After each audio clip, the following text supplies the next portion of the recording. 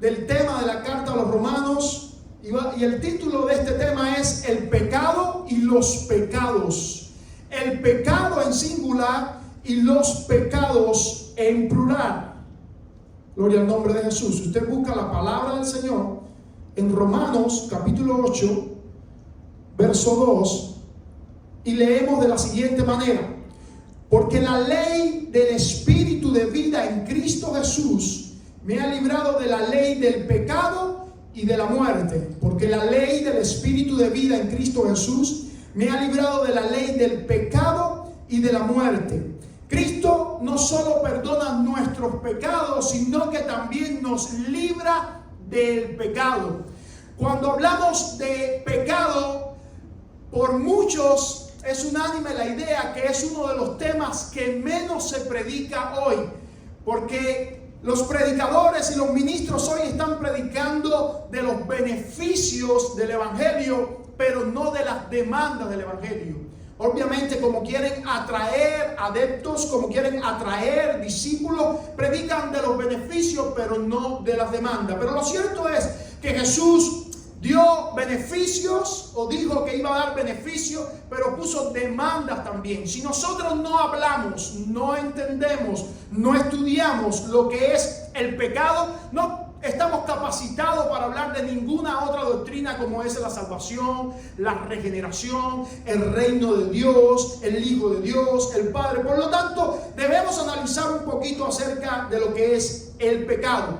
La palabra pecado tiene más definiciones en la Biblia que cualquier otra palabra teológica.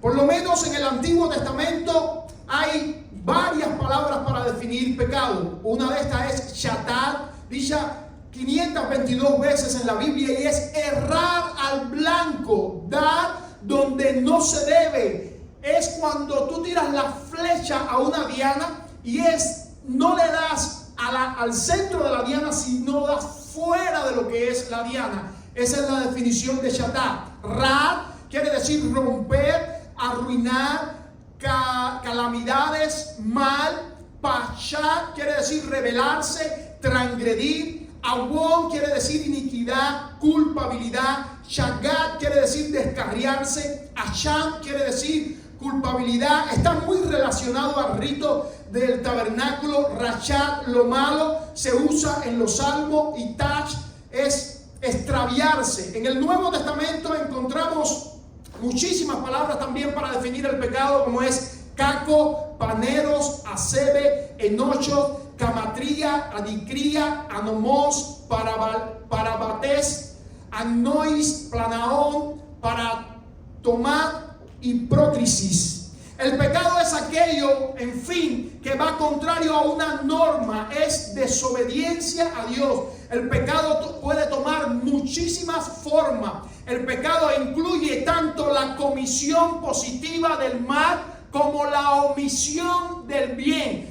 Pecado no es solamente lo que usted hace mal, sino lo bueno que debe hacer, o lo bien que debe hacer, lo deja de hacer también. Por lo tanto, va en esas dos direcciones. En el Antiguo Testamento se registra el pecado fundamental como no creer en Dios. Dios había descendido al jardín del Edén, le había creado al hombre, a Adán y a Eva, le había hecho un jardín, les había enseñado cómo obedecerle, había puesto prueba para la devoción, y el hombre y la mujer escogieron no creer que la manera en que Dios le estaba diciendo que era la manera correcta para vivir una vida bendecida era la forma en que ellos lo debían hacer, y buscaron o se adhirieron a un alegato que fue el que el enemigo les hizo ver o les dijo que hiciesen, y de esa forma pecaron contra Dios. El pecado sobresaliente entonces en el Antiguo Testamento es dejar de amar a Dios. En el Nuevo Testamento también hay un pecado sobresaliente, y es no creer en Dios. En el Antiguo Testamento es no amar a Dios, y en el del Nuevo Testamento es no creer en Dios. Por tanto, Jesús dijo: y os conviene que yo me vaya, porque cuando yo me fuera enviaré al Espíritu Santo, y Él vendrá. ¿Para qué? Para convencer al mundo de pecado. Un solo pecado, no muchos pecados, de pecado, por cuanto no creen en Dios. Por lo tanto, el mayor pecado del Nuevo Testamento es el no creer en el Señor. Porque de tal manera amó Dios al mundo que ha dado su Hijo unigénito para que todo aquel que en Él cree no se pierda, mas tenga vida eterna. El que en Él cree no es condenado, pero el que no cree ya ha sido condenado porque no ha creído en el nombre del unigénito Hijo de Dios. Dice también Juan 3:36, el que cree en el Hijo tiene la vida eterna, pero el que se rehúsa a creer en el Hijo no verá la vida, sino que la ira de Dios está sobre él. Por lo tanto, la Biblia hace un énfasis claro en el Nuevo Testamento que el pecado que condena al hombre es el pecado de no creer en Dios. No es el pecado de fornicación, no es el pecado de vicio, no es el pecado de adulterio, no es el pecado de robado, de mentira. El pecado que condena a toda la raza humana es el pecado de no creer en Dios. Por supuesto que cuando un ser humano no cree en Dios, las otras series de pecados vienen detrás del pecado principal de no creer en Dios. Pero la obra del Espíritu Santo es venir a convencer al mundo del pecado de incredulidad. Cuando usted hace un currículo, hay dos cosas que usted debe de poner. Una es su lugar de nacimiento y la otra es su profesión.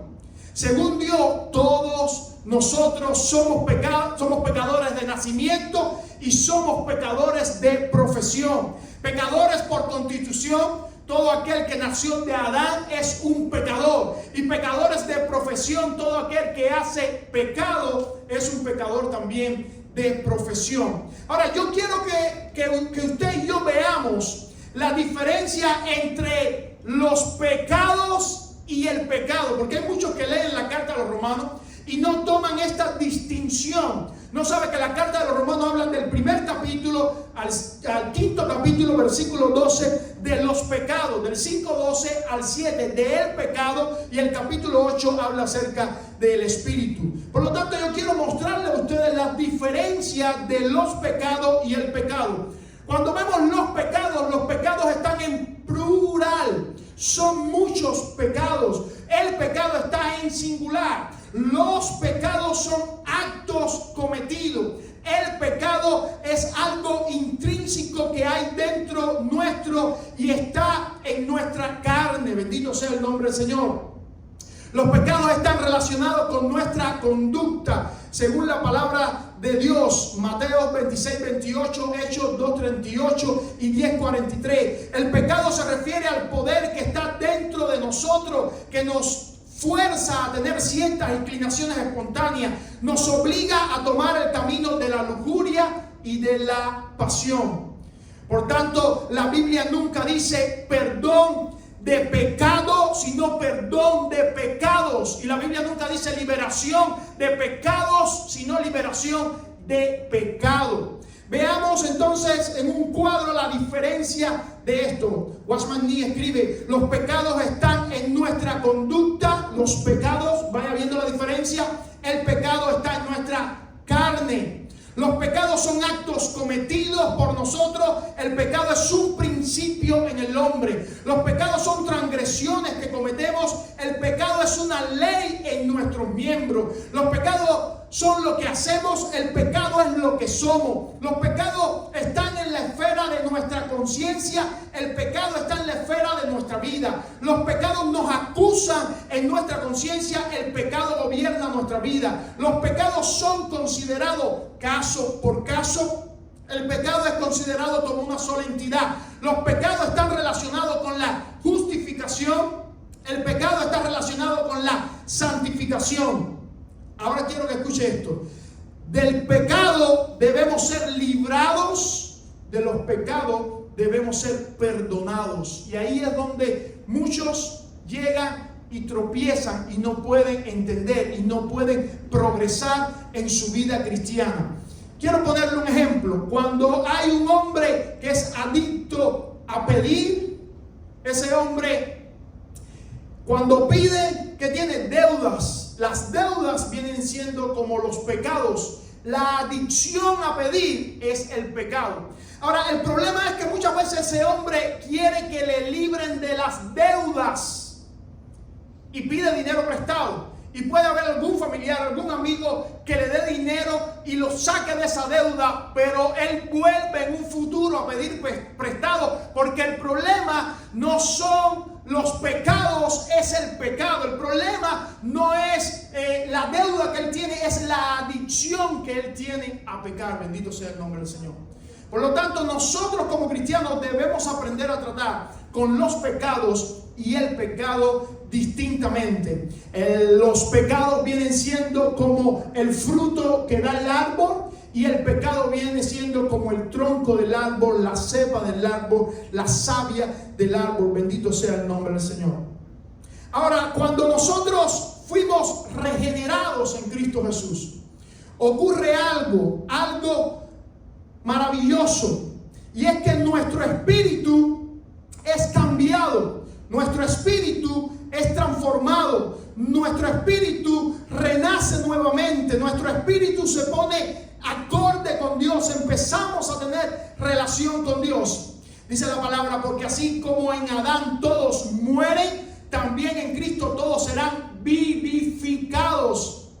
Dice la palabra de Dios en Ezequiel capítulo 36, verso 26 y 27, pondré espíritu nuevo dentro de vosotros. Cuando nosotros aceptamos a Jesús, hay un espíritu nuevo que crece en nuestra vida. El espíritu que había quedado muerto, que había entrado en una forma de estupor, no estaba relacionado con Dios, ese espíritu se aviva. Pero dice algo más, Ezequiel dice, y pondré dentro de vosotros mi espíritu, dice el Señor. Cuando somos regenerados por el Señor aviva, despierta, renueva, regenera nuestro espíritu, pero pone también su Espíritu Santo en medio nuestro. Por eso dice Juan capítulo 3, verso 6, lo que es nacido del Espíritu, Espíritu es. Dice Romanos 8, 10, pero si Cristo está en vosotros, el cuerpo en verdad está muerto a causa del pecado, mas el Espíritu vive a causa de la justicia. Y dice 1 Corintios 6, 17, pero el que se une al Señor es un solo espíritu con Él. Por tanto, lo que debe entender el cristiano, que en su regeneración, su espíritu ha sido renovado, pero su cuerpo queda en una misma posición que un cuerpo de un incrédulo. La carne sigue morando en él, el pecado. Y ahí hay una pausa para decirte en los 3 lugares que está el pecado. Número 1, cuando una persona peca, ese pecado se registra delante de la presencia de Dios. Dios lo conoce al instante. Número 2, se registra en la conciencia del hombre. Y número 3, el pecado está en la carne del hombre. Déjame decirte cómo funciona esto. Creo que otras veces le he dado esta ilustración. Cuando usted comete una infracción de tránsito, usted pasa a una alta velocidad por un semáforo que tiene una cámara, le tira la foto y usted puede pasar y ser inconsciente, no tener la violación en su mente, pero en la comisaría, en la oficina, se registra automáticamente que usted cometió una violación.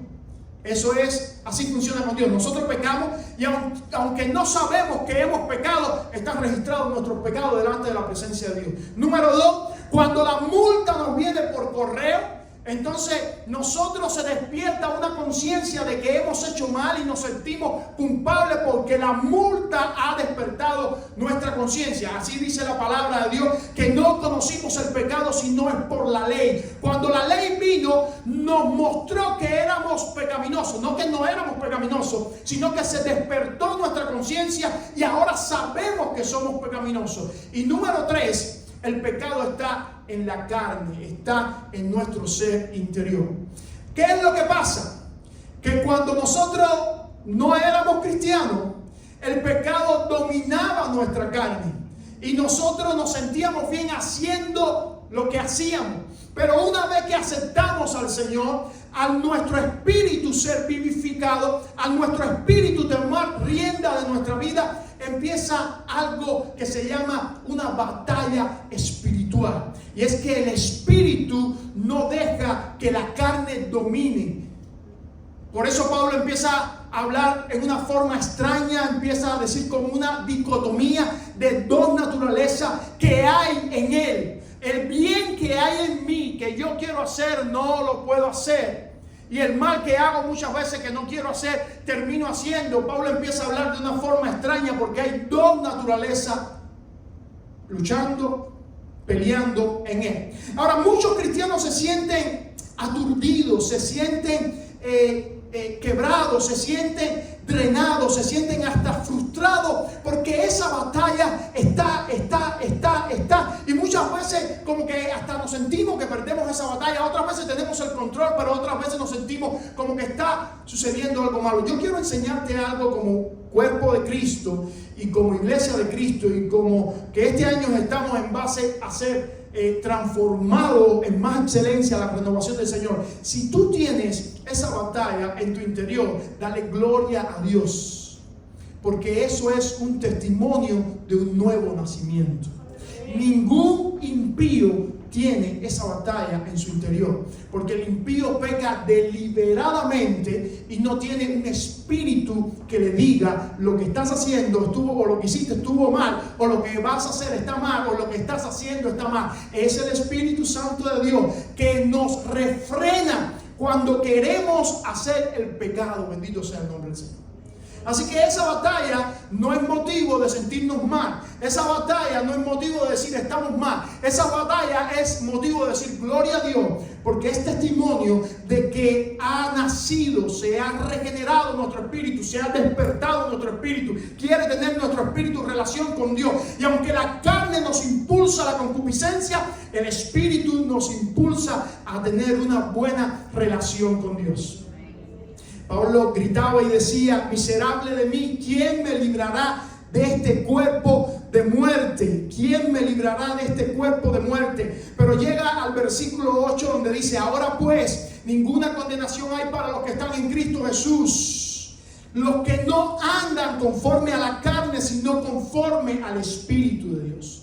Y le pone un apellido a estar en Cristo Jesús, y es andar en el Espíritu de Dios. Una vez que yo recibí a Cristo, se solucionaron mis problemas, escuchen, con los pecados. Pero me desperté a una conciencia de que hay pecado en mí. Les explico este trabalengua. Cuando usted era impío, usted sabía que usted tenía pecados, pero no sabía que tenía pecado.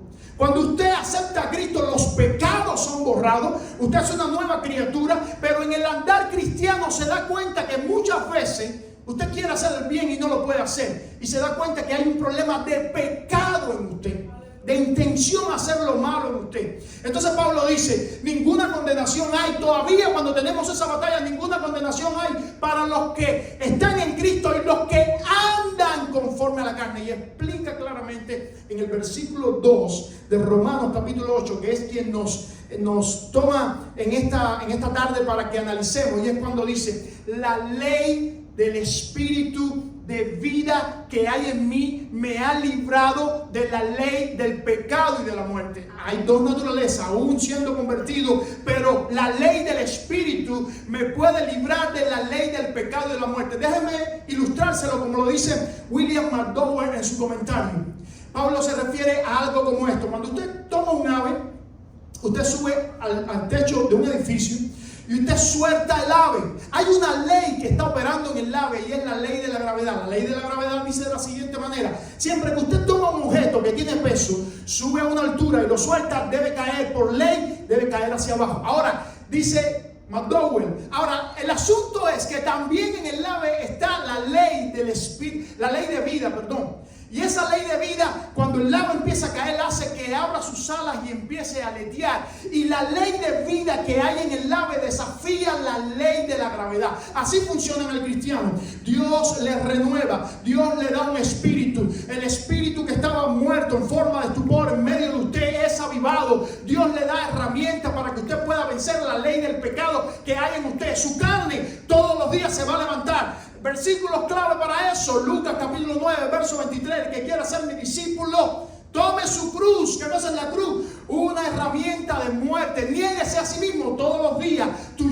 Mi yo, se va a querer levantar para no obedecer a Dios. Dice: sígame todos los días. Muérese a sí mismo, niégase a sí mismo, sígame todos los días. Ahora, hay una buena noticia: la ley del Espíritu de vida que está en nosotros nosotros nos libra cuando andamos en el espíritu de la ley del pecado y de la muerte. Cuando te levantas y tu carne te incita a pecar y tu carne quiere que hagas lo malo, hay otra persona maravillosa, el Consolador, el Paracleto, que está al lado nuestro para decirnos: lo que vas a hacer no le agrada a Dios, y yo he sido mandado para estar al lado tuyo y estar dentro de ti para darte las fuerzas necesarias para que tú puedas vencer la ley del pecado. Amados hermanos, esa es la diferencia entre la ley y la gracia. La gracia nos mostraba solamente lo que era bueno.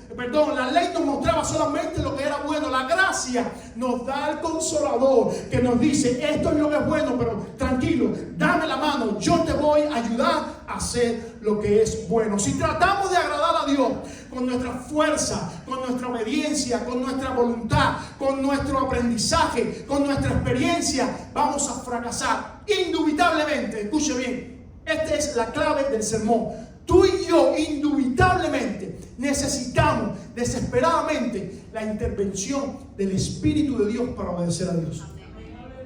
No hay otra manera. Puedes conocer la ley de adelante hasta atrás, puedes conocerte la Biblia de adelante hasta atrás. Si el Espíritu no te ayuda, no vas a poder hacerlo. Hasta el capítulo 8, Pablo menciona el Espíritu una sola vez. A partir del capítulo 8, habla del Espíritu 19 veces, hablando de la importancia de tener el Espíritu Santo de Dios en nuestras vidas. Romanos 8:6, el Espíritu nos da vida y paz. 8:8, el Espíritu nos hace agradar a Dios. 8:9, el Espíritu nos da identidad, somos hijos de Dios. 8:11, vivifica nuestros cuerpos mortales por su Espíritu. 8:13 nos da vida. 8:14 nos guía. 8:15 nos hace clamar a Dios en un clamor nuevo que no conocíamos: Abba, Padre. 16 nos testifica a nuestro propio corazón que somos hijos de Dios. Y 26 intercede por nosotros con gemidos indecibles. Tú y yo, amados hermanos, necesitamos el Espíritu Santo de Dios. Si ignoramos por un momento esa batalla, vamos a perecer. Pero si nos preocupamos, no lo vamos a lograr. ¿Qué quiere decir usted? El que tú tengas la batalla es un testimonio de que hay una nueva naturaleza en ti, de que hay alguien en ti que no te deja pecar deliberadamente. Ahora, no lo trates de hacer por tu fuerza. Es el Espíritu de Dios quien te empodera, quien te vivifica, quien te impulsa para que puedas agradar a Dios. Tú y yo dependemos 100% del Espíritu Santo de Dios. La vida cristiana no es más que morir. Y es por eso que no es popular. Y es por eso que los cristianos somos los menos. La vida cristiana es morir a ti mismo. Desde Génesis hasta Apocalipsis es muerte, muerte, muerte, muerte. Muere a tu ego, muere a tu yo, muere a tu fama, muere a tu vida. Deja que Cristo viva en ti. No es que vivas como Cristo, no, es que mueras tú y deja que Cristo viva en ti. Pablo decía: ya no vivo yo, mas ahora vive Cristo en mí. Y lo que ahora vivo, lo vivo en la fe del Hijo de Dios, que me amó y se entregó por mí. Si tú quieres vivir tu vida a tu manera, déjame decirte algo crudo. Puedes salir de la iglesia y gozar tu vida y vivir como tú quieras y tener todas las experiencias que tú quieras. Pero si tú vas a estar en la iglesia, no hay otra manera de agradar a Dios que muriendo a ti mismo, muriendo a lo que te gusta, muriendo a tus placeres, muriendo a lo que tu carne, tu pecado, el pecado que está en ti te incita a hacer. Es muriendo a eso. Y de la única manera que podemos morir es por medio del Espíritu Santo de Dios. Ahora, todo se basa, amados hermanos, en complacer un deseo que hay en el interior. ¿Por qué el hombre peca? ¿Por qué el hombre peca? Porque está en busca de una satisfacción. El pecado trae satisfacción. Yo no les quiero engañar. El pecado trae satisfacción a la carne. Pero la satisfacción que trae el pecado es momentánea, es efímera. es de corto plazo, es de poca duración. Y después que usted peca, viene un vacío a su interior mucho mayor que el que usted sentía antes de pecar. Y por supuesto, no les tengo que enseñar de las consecuencias que vienen después del pecado. Pero cuando usted se acerca a Dios, el deseo de encontrar esa satisfacción, cuando usted se acerca a Dios, usted encuentra por primera vez que usted se satisface en la relación con Dios como nada lo puede satisfacer, como los objetos, cosas materiales lo pueden satisfacer, como un matrimonio lo puede satisfacer, como sus hijos lo pueden satisfacer, como fama lo puede satisfacer, como éxito lo puede satisfacer. Dios te satisface de una manera inigualable. Y déjame decirte por qué. Porque cada ser humano está diseñado para portar la imagen de Dios en él. Cada ser humano que hay en la vida somos como cuadros que están vacíos de la imagen de Dios. Ahora, cada humano se está ocupando de sí mismo, del cuadro como tal. Algunos pintan el cuadro de colores fluorescentes, otros lo barnizan, otros le hacen diseño, pero como quiera el cuadro sigue estando vacío, ausente de la imagen de Dios. Tú y yo hemos sido creados para portar la imagen de Dios. No importa el cuadro que tengamos, la decoración que tengamos, no importa nuestra vida. Lo importante es que cuando nos miren a ti y a mí, todos puedan ver que la imagen de Dios está esculpida en nuestras vidas. Que tú y yo nos estamos transformando. No hemos llegado, estamos en el proceso. Por eso todos los verbos que se usan en el pasaje es en un continuado. Estamos en el proceso y esa transformación llegará a su culminación cuando tú y yo oigamos las tres palabras hermosas: buen siervo y fiel. Eso tú y yo lo queremos oír. En lo poco has sido fiel, en lo mucho te pondré. Entra en el gozo de tu Señor. Y tú y yo tomemos cuerpos glorificados como el del Hijo de Dios, como Jesús, y tú y yo seamos transformados totalmente a la imagen de Cristo. Hasta tanto que no lleguemos a la consumación de nuestra transformación, vamos a tener batallas, vamos a tener guerra, vamos a tener conflicto. La carne y el espíritu no se van a poner de acuerdo, porque la carne busca lo temporal, pero el espíritu busca lo eterno. La carne busca satisfacer las concupiscencias, pero el espíritu busca satisfacer a Dios. La carne busca sus propios frutos: fornicación, inmundicia, adulterio. El espíritu busca los frutos de Dios: amor, gozo, paz, paciencia, bondad, benignidad, fe, mansedumbre. No son compatibles uno con otro, pero hay una realidad que no podemos ignorar.